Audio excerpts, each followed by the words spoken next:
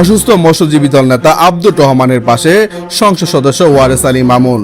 জামালপুরে অসুস্থ মৎস্যজীবী দল নেতা আব্দুর রহমানের উন্নত চিকিৎসার দায়িত্ব নিয়েছেন জামালপুর সদর 5 আসনের সংসদ সদস্য ও বিএনপি জাতীয় নির্বাহী কমিটির সহ সাংগঠনিক সম্পাদক ও জামালপুর জেলা বিএনপি সাধারণ সম্পাদক অ্যাডভোকেট শাহ মোহাম্মদ ওয়ারেস আলী মামুন।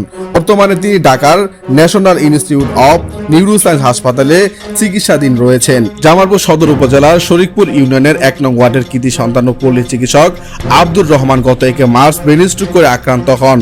তিনি জামালপুর জেলা মৎস্যজীবী দলের সহসভাপতি ও শরীফপুর ইউনিয়ন মৎস্যজীবী দলের সভাপতির দায়িত্বে রয়েছেন। তার অসুস্থতার খবর সামাজিক যোগাযোগ মাধ্যম ও দলীয় নেতাকর্মীদের মাধ্যমে সংসদ সদস্যের নজরে আসে।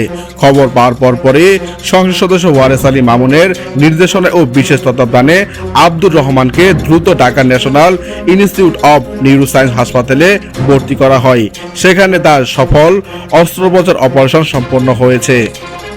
আজ 3 মার্চ সংসদ সদস্যের নির্দেশে হাসপাতালে গিয়ে আব্দুর রহমানের শারীরিক অবস্থার খোঁজ খবর নেন জামালপুর জেলা মৎস্যজীবী দলের সভাপতি আব্দুল হালিম।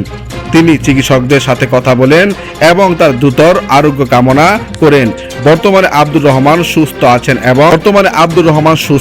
এবং স্বাভাবিকভাবে সুস্থ হয়ে ফেরার লক্ষ্যে পরিবারের পক্ষ থেকে দলের সকল স্তরের নেতাকর্মী ও দেশবাসীর কাছে দোয়া চেয়েছেন।